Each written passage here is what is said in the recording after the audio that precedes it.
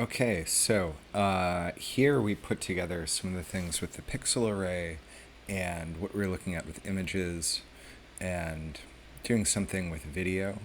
Uh, it's not using that get or set stuff, but it is accessing the pixel array. All these things are related. Uh, so in this particular example, I'm getting the value of pixels from a video image, and then I'm pulling out or extracting the RGB values, using that to determine how bright a pixel is, which then determines how large it gets drawn, how thick its lines are, how opaque it is, and how large it is. So I'm going to walk you through this. And here I've got an object called capture. This is going to hold the video grabber, so my webcam, and it's also going to act as a way to hold the image that we've got in our in the sketch. I've got something right here for rotation, which is causing all these things to spin around. I start the video grabber. I say capture, create capture video. Same way so I'm opening up the webcam. Capture size, 640, 480. It's the same size as the canvas. If you're doing any sort of image processing, you don't want to get larger than this for the most part. It's still a lot of data to handle. It can introduce lag. It can look choppy. It can be weird. So yeah, just to say, like, you don't need to go overboard with the size. Even 320, 240 is fine. But here I'm saying capture.hide, and so that hides the HTML version of my camera, right? If I commented this out and ran it, then you get to see me like this. But it's, I think, way more interesting to just look at this abstraction of me. So in the draw loop, I'm loading the pixels from the capture array every time through. So every time we get a new frame, we're gonna not even a new frame. Every time through the draw loop, we just load whatever's most frequently coming through the camera into this pixel array.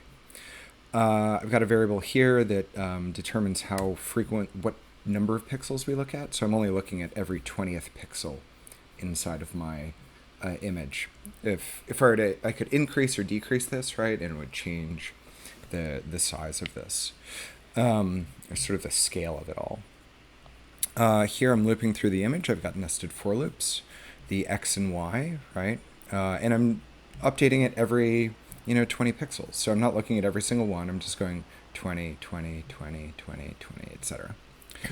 And when we go through this, X and Y is a really convenient way for humans to look at pixels, but P5JS just dumps everything into one big long array.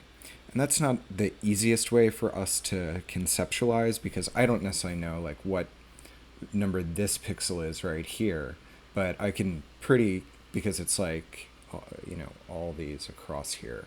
But I can kind of easily conceptualize X and Y. So that's why this loop right here becomes really helpful for us. So this right here, this magic algorithm, this will give us the number inside of the pixel array. So it'll basically maths out using the X and Y value to figure out what pixel we're looking at in the array, right? And so we get that by saying Y times width plus X. So if we're like 4 down, 4 pixels down and 4 pixels over, then it becomes, the width, total number across, times the number of rows that we've moved down, plus the number of columns. So this will become your best friend if you're looking for what pixel it is inside of an array. After that, I get the value of the pixel's brightness. The dumb, stupidest way to do this is just take the RGB values and add them together and then divide by 255. Or divide by 3, I'm sorry, and that'll give us a value between 255. 0 to 55. So here you can see, like, I'm looking to see how dark it is, so I say 255 minus, and then this is how I'm saying capture.pixels I, And so that is identifying what pixel. And then remember, the pixel values are red, green, blue, alpha in succession, right? So I'm saying pixels I times 4, because it just keeps on expanding as we go along. And then I say, so that's the red. And then this right here is the green, so it's I times 4 plus 1. And the blue is I times 4 plus 2. So I add these three values together, and I divide by 3, and that'll give me the brightness. So then I'm just getting a value here that I'm going to use as a multiplier. So here I determine the width of the rectangle to draw, so it's going to be the step size times the darkness value. So the darker it is, the bigger it's going to be, closer to 1. This darkness value will be. The brighter it is, the smaller it'll be. If I wanted to invert that, I could just get rid of this 255 minus. So here we get the RGB values of the pixels. So I've got this constant here, and it's an array filled with RGB. And then I just take that, I times 4, I times 4 plus 1, I times 4 plus 2, store that into RGB here, and then I can access the color to update the color of the rectangle that I'm drawing. So here I'm just using push, translate, and pop to rotate and draw these things. So push, then I translate, and I've got a little bit of an offset here. This should, the smart way to do this would actually be, step size divided by 2, because that way I can dynamically change the step size. Fill, set the color based off of the RGB values from the pixel, and then here I'm just changing the opacity of it, right? Just so you can see that the darker ones are thicker, and the lighter ones have this sort of softer edge because they're a little bit translucent.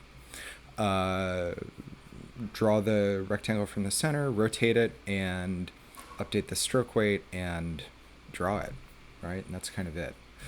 But the real sort of magic here is stepping through all the pixels, getting the value, the index value out of the pixel array, and then just asking questions about it, right? So here's the question. The question here is, how bright is it, and what color is it?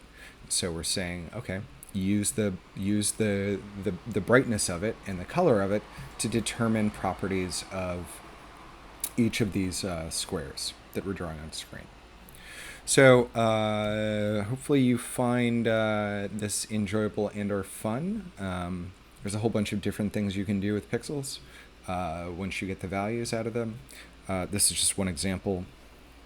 We'll look at others in other videos, but this is probably a good introduction to manipulating video images.